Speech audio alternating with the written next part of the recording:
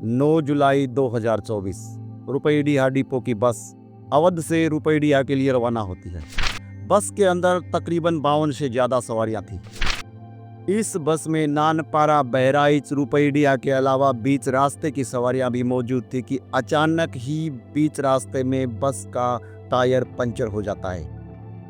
चालक सूर्यभान और परिचालक बाबूलाल जैसे तैसे सवारियों की मदद से बस को मैकेनिक के पास लेकर जाते हैं और जो ही मैकेनिक बस का टायर खोलता है तो देखता है कि टायर के साथ साथ ट्यूब का भी बहुत बुरा हाल था। तब मैकेनिक ने टायर और ट्यूब की मुरम्मत के 1100 रुपये बताए तो चालक और परिचालक ने फ़ोन के ज़रिए फोरमैन से बात की तो फोरमैन ने टायर और ट्यूब की मुरम्मत के 1100 रुपये देने से साफ मना कर दिया। फोरमैन ने चालक परिचालक से कहा कि सवारियों को दूसरी बस में ट्रांसफर कर रवाना कर दिया जाए। फोरमैन की इस बात को सुनकर बस में मौजूद सवारियों और चालक परिचालक के बीच बहस शुरू होती है और आखिरकार बस में सवार सभी सवारियों ने अपनी जेब से चंदा इकट्ठा कर बस के टायर को ठीक करवाया और बस वहां से रवाना हुई। लेकिन बस में मौजूद किसी सवारी ने इस घटना का वीडियो बना लिया और इसे सोशल मीडिया पर अपलोड कर दिया। देखते ही देखते प्रशासन की थू-थू होने लगी, प्रशासन की किरकिरी होने लगी तो प्रशासन ने चालक परिचालक को इस घटना में मिली भगत का जिम्मेदार ठहराकर चालक परिचालक की सेवा समाप्त कर दी, क्योंकि चालक और परिचालक संविदा के ऊपर भर्ती थे। यहाँ पर एक कहावत चरितार्थ होती है कि कुम्हार का कुम्हारी पर जोर चले नहीं, उल्टे में गधे को पीटे।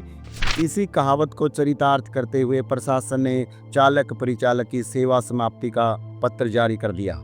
अमूमन चालक परिचालक के निलंबन या सेवा समाप्ति से पहले आर्बिट्रेशन होता है, जिसमें दोनों पक्षों के बीच एक आर्बिट्रेटर को रखा जाता है जो दोनों पक्षों की बात सुनकर सही और गलत का फैसला करता है। लेकिन चालक सूर्यभान और परिचालक बाबूलाल की आर्बिट्रेशन के बगैर उन दोनों की सेवा समाप्ति की घोषणा कर दी गई और सिक्योरिटी राशि के 10,000 रुपये भी जब्त कर लिए गए। आप आर्बिट्रेशन में उससे आप कहेंगे कि आपकी प्रतिभूति दूसरी जमा होगी, आपकी नई सर्विस होगी। जब उसने अपराध ही नहीं किया तो उसकी प्रतिभूति। चालक सूर्यभान पर आरोप लगा कि टायर के अंदर 9 इंच का एक बड़ा कट पाया गया जो दर्शाता है कि चालक ने लापरवाही से ड्राइविंग की। लेकिन देखते ही देखते कर्मचारियों के द्वारा प्रशासन का विरोध शुरू हो गया और आखिरकार प्रशासन को भी समझ में आ गया कि उनके द्वारा आनन फानन में लिया गया फैसला गलत था। तब जाकर प्रशासन ने आर्बिट्रेशन प्रोसेस शुरू की। आर्बिट्रेशन प्रोसेस के तहत चालक परिचालक का पीछे का 15 साल का रिकॉर्ड जब ट्रैक किया गया तो बेहद ही संतोषजनक पाया गया और प्रशासन को अपनी गलती का एहसास हुआ।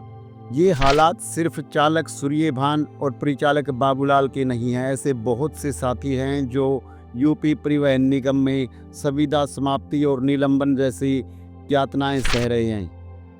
पूरे प्रदेश में 500 से ज़्यादा चालक परिचालक साथियों ने अपनी नौकरी के साथ साथ अपनी सिक्योरिटी राशि के 10,000 रुपये भी गंवाए हैं। ये घटना किसी भी स्टेट में किसी भी चालक परिचालक के साथ हो सकती है, लेकिन उन चालक परिचालक साथियों की एकता की बदौलत ही आर्बिट्रेशन प्रोसेस शुरू हुई और लगभग सभी 500 साथियों को न्याय मिलने के आसार बने हैं। तो साथियों, एकता ही सबसे बड़ी पूंजी है। समझदार आदमी आंधी आने से पहले अपने घर के दरवाजे बंद कर लेता है। सीधा सा मतलब है, जब कोई समस्या आए उससे पहले ही चालक परिचालक साथियों का एक होना बनता है। इसलिए जो साथी चालक और परिचालक के पद पर विराजमान है, चाहे वो किसी भी स्टेट का हो, यूनिटी ही उसके लिए सबसे बेस्ट है। एक और एक मिलकर 11 बनने की कोशिश करें, इसमें आपका फायदा है। धन्यवाद।